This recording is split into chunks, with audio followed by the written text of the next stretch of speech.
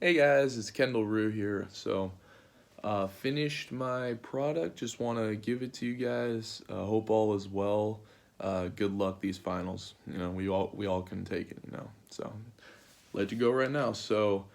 I just wanted to give a little bit background on my subject. So it's actually on sales tax and why I believe sales tax is not needed in America, especially in the marketplace.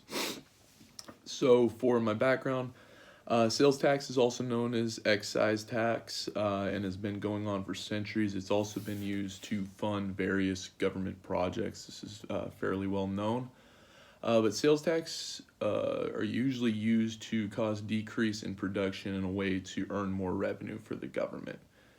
This can be considered stealing and impingement if this was any other entity in the United States. But since it's the United States government, it is okay.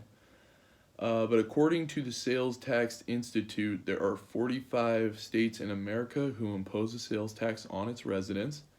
This is a concept to grasp as not all states believe sales tax is beneficial and does not bear it on their citizens. The biggest reason for the debate of sales tax is that there's no sales tax imposed on e-stores because states cannot tax stores that have no tangible address. So that's been the biggest controversy within the sales tax realm. As for brick and mortar stores, though, who do have a physical address, they will have to bear that penalty. But moving on, brick and mortar stores feel as though they have a complete disadvantage over e-shops because for all the purchases made, they must pay a sales tax while internet stores do not. And brick and mortar shops also believe, because of the tax and price difference, that they have a worse opportunity for sales compared to other firms who take their platform to the virtual level. This is completely true, and I'll later explain how brick and mortar shops can overcome this obstacle. So this is for the current issue. Three subjects I'm going to tap on, and I'm just going to state, assuming what my competition would say, why they believe sales tax should be implemented, and I'm going to counter that essentially. So I'm going to give, for every objection, I'm going to give a rebuttal. Taxes are good for the overall betterment of the country because it goes to pay for schools, roads, infrastructure, and other amenities. So taxes in all reality go to whatever the state and federal government feel as though they should go to. That's what they debate a lot in Washington about. That's why they're hired. That's why they're there. They invest in the sum of their ideas of giving back to the country, including Medicare, Social Security, unemployment, food and agriculture, veterans benefits, and transportation. While some of these amenities are good, there are other subgroups that the U.S. government aids or government gives aid to that is not even discussed, including foreign military operations, campaign initiatives, technology, and free foreign aid as well. So, why this is happening? So, for government budgets, their goal is to spend the full amount of money allotted that they are given, or they lose that money for the next fiscal year. So, this is the use it or lose it principle when it comes to this, which is different because businesses are rewarded for what they do essentially. So they are rewarded for saving as much money as possible, which should be rewarded. Um, According to Laurent Belsey from NEBR, a new data set of 14.6 million federal procurement contracts between 2004 and 2009 and find that on average 8.7% of the agency's spending occurs in the last week of the budget year, nearly five times the normal weekly level of 1.9%. So, federal agencies use 9.3% of its annual spending occurring in the last week of the fiscal year, which means that's 10% of our money, you know, being wasted that could be saved, could be rolled over, we could find other ways to use that money essentially. So, the deficit spending leads to having a thriving economy that comes to a sudden halt because of the inability to pay back what is owed to foreign markets, bondholders, and debtors alike, causing a foreseeable crash. So we just need to have the funds available to pay what we need to. But when the government gets inefficient, we're unable to pay back our debtors, including American bondholders.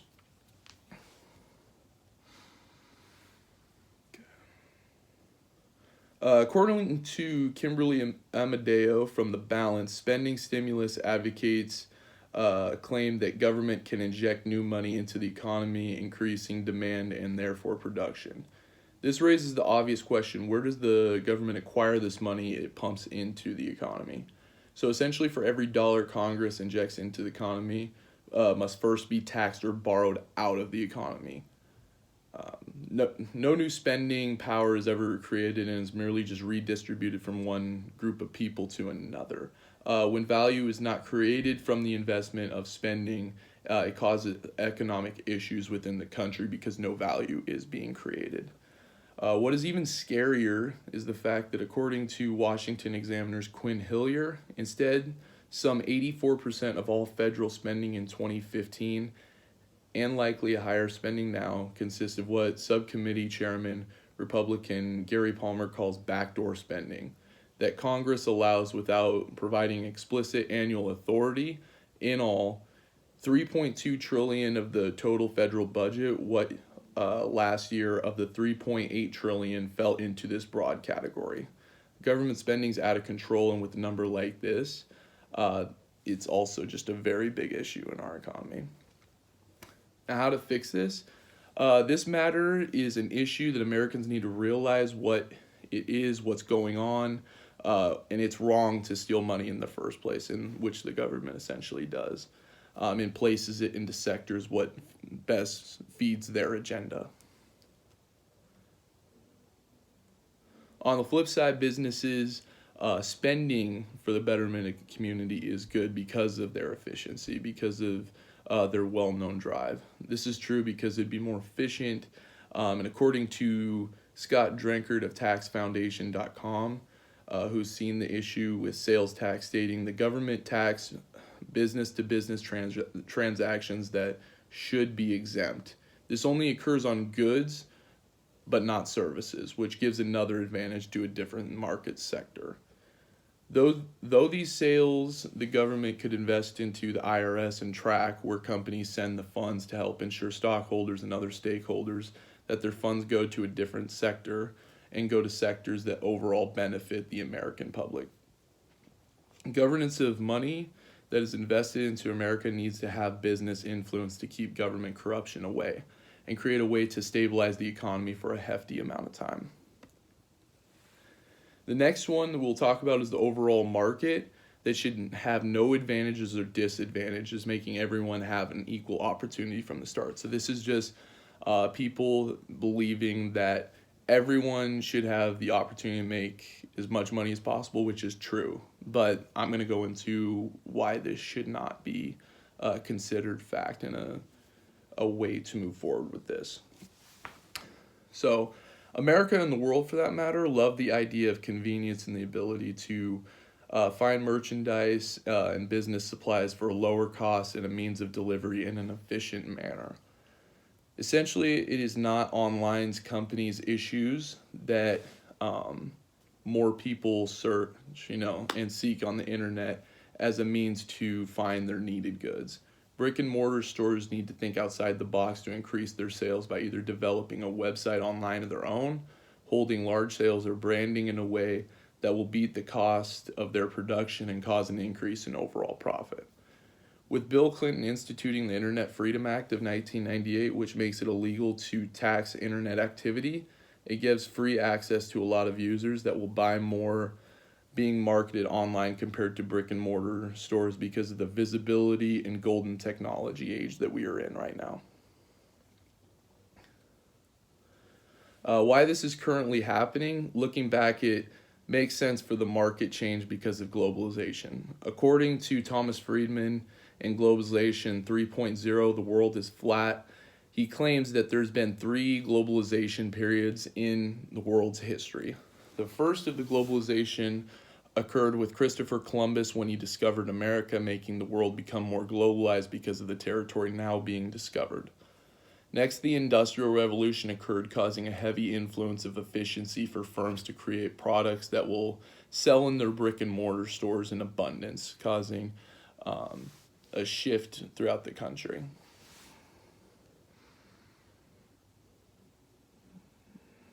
Lastly, the third globalization occurred with the internet and a boom in technology support for online web browsing and applications.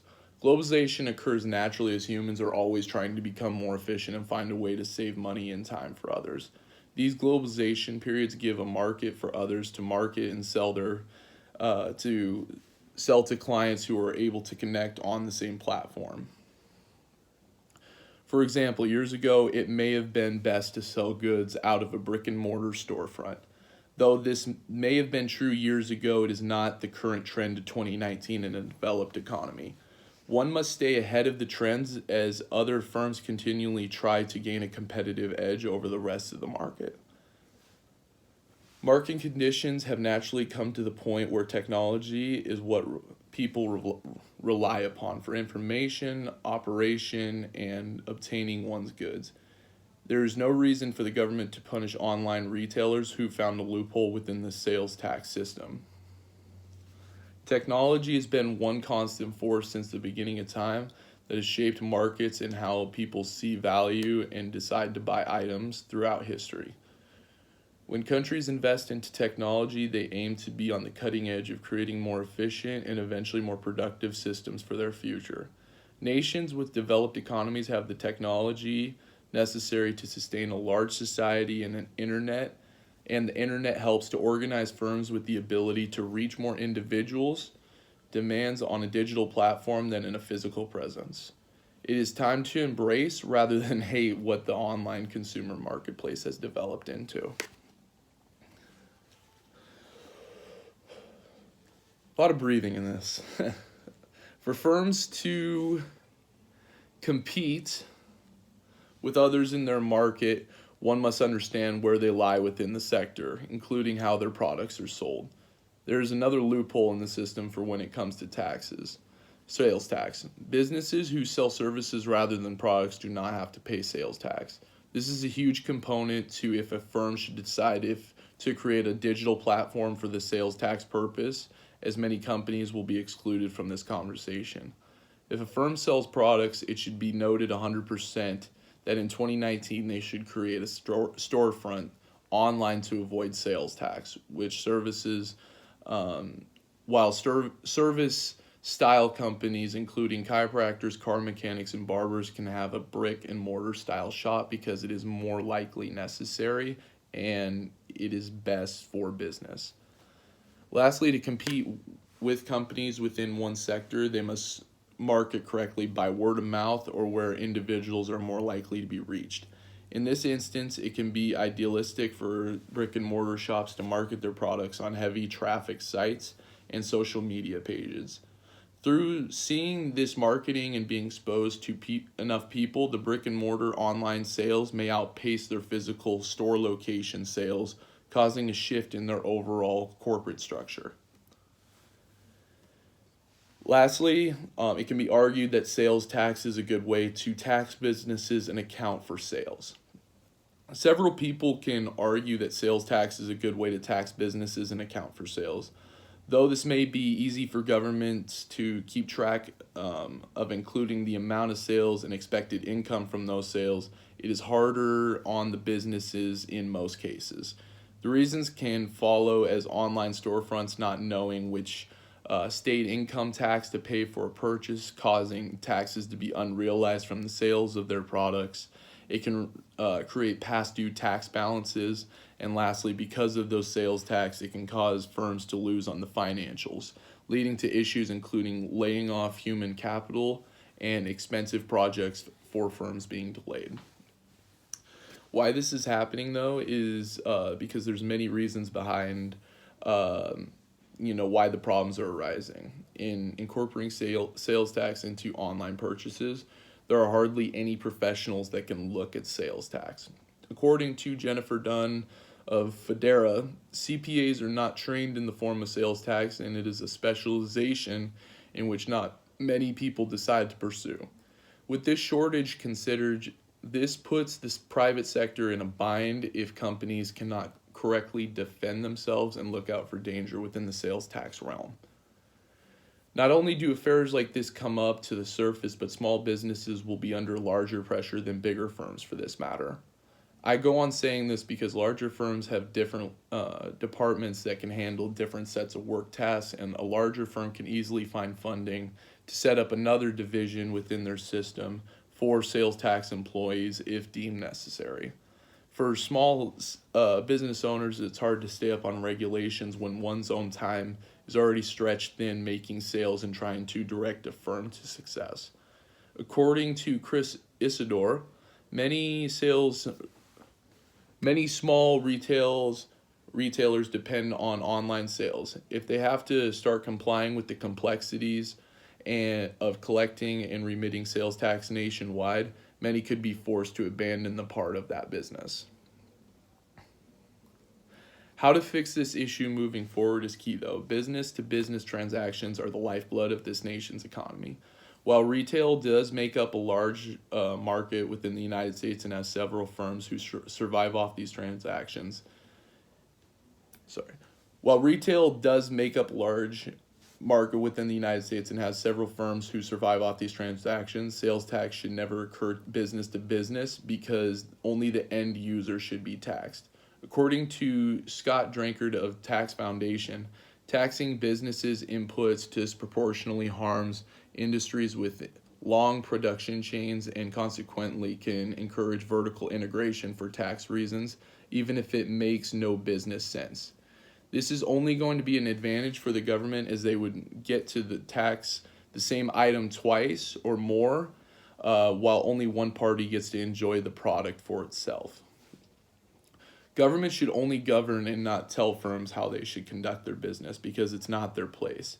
In this case, if people want Amazon and other online retailers to pay their fair share instead, they should find other ways to use the money, including hiring people on social assistance, hiring other individuals to lower unemployment, or host events and fundraisers for betterment causes. The money generated from an online retailer would be more efficiently spent, while also creating value to a third party. Though my suggestion may not cover all corners, it is best for the government to rule minimally and be more of a manager rather than a coach. It is best for the lawmakers, both Democratic and Republican, to come together and realize that they are not the answer to people's problems and try to take minimal funding as possible and let the private sector build the nation as it has occurred for decades within differing nations, including Eastern Asia and Middle America. In my opinion, for businesses, the main tax that should only be needed is income tax for a firm's net profit and have adjusting brackets for that correlating amount. When looking at the opportunity of tax internet purchases, it is far more complex than just writing it off as an idea to help brick and mortar shops level the competition. It is best to understand that the government wants to pass off the idea of tax to create a fair competition in order to just collect more from its own people. While business owners are rewarded for saving the most money, governments need to use up all their funds or lose it to their budget, as mentioned earlier. It is necessary for brick and mortar shops to outsmart their competition to stay competitive in the market and not cause others to bear a tax burden and create less economic activity and a higher interest rate. As previously stated in the video, it is best for brick and mortar shops to flow with the incoming market and switch to a digital platform. It will not only be good to miss out on the sales tax, but also for their best possible position to compete within their sector. As for the firms themselves, it is apparent that the U.S. government will try to take as much taxes as possible if one lets them. Companies must hire from the already minute amount of people who understand sales tax to keep them the amount of money that they'll need to use business ventures moving forward. As for my personal reflection, while I understand that taxes are necessary to sustain a country, I do not like how the U.S. government is not clever with how they collect taxes in a fair manner. Within the marketplace, it would make sense to have a business income tax and create better tax deductions for those who know where their money will service, including charities, mission trips, poverty services in America as well. Taxes are the biggest expenditure for individuals and companies, and unless one knows and understands rules that surround the subject, firms will always be at risk and be in trouble with Uncle Sam. In my mind, America began as a revolution because of a tax on tea, and it does not seem right to advocate for taxes when it seems more like theft than helping others. A large reason why taxes are a trigger to several Americans like myself is the need for large taxes. Not only is the high dollar amount requested the biggest issue, but the inefficiency of government spending is in the value that is created. Though there is necessary spending the government has to account for, according to Kimberly Amadeo, from the balance, once again, the 2019 U.S. government has an approximated income of $152 billion from sales tax, but 38% of the federal budget is considered discretionary spending. To add insult to injury, another $181 billion are going to defense-related departments and wars that we should not be even involved in. To my consensus, I believe the government has issues to address throughout their sales tax systems and how it was implemented. But if government was shown to be better with the American tax dollars that have been given to them and actually led to change within the community, I would be more adept to leaning towards a sales tax across all levels. I hope all is well. Thank you so much. I appreciate that. Kendall out.